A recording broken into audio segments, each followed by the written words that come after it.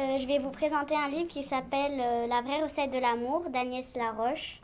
C'est l'histoire d'un garçon qui s'appelle Yann, qui est au collège et il a rencontré une jolie fille chez l'orthodontiste.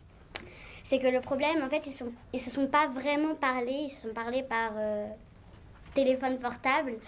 Et du coup, il va demander à la fille qu'il aime, et elle va lui demander qu'il s'écrive des lettres. Et Yann, il a répondu oui.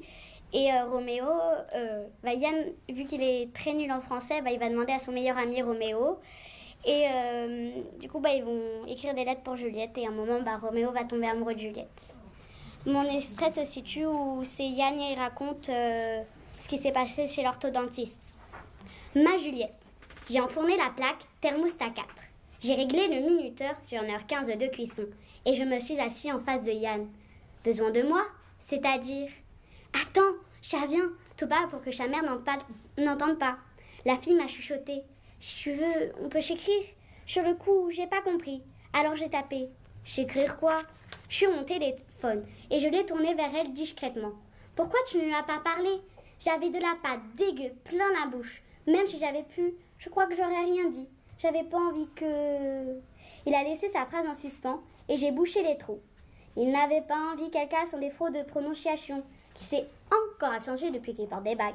C'était signe qu'il était très amoureux, parce que d'ordinaire, ça lui est complètement égal. Moi, depuis longtemps, je n'y fais plus attention. Isette, ma sœur, prétend que ça lui donne un charme fou. Si seulement... Je ne sais pas si on peut se fier à elle.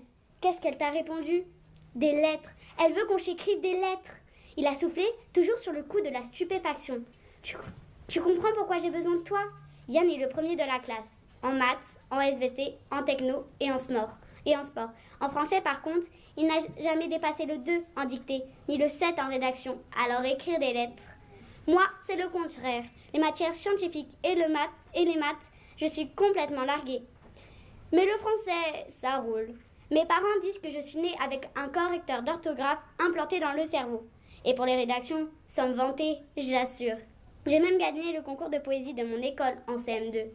Du coup, mon père pense que je vais suivre sa trace et que plus tard, je serai prof de français. Désolé papa, j'ai d'autres projets.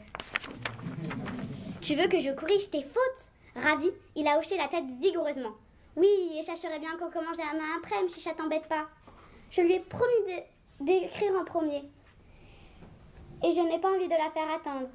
Ok, pas de souci. C'était les vacances. J'aurais largement le temps de corriger autant de lettres qu'il le souhaitait. On s'est tapé dans la main pour sceller notre accord.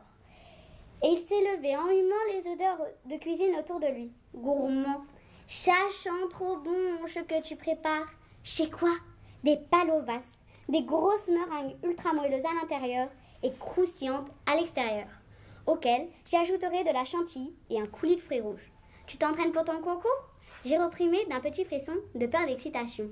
Et j'ai répondu, oui, ça approche, c'est dans une semaine à peine.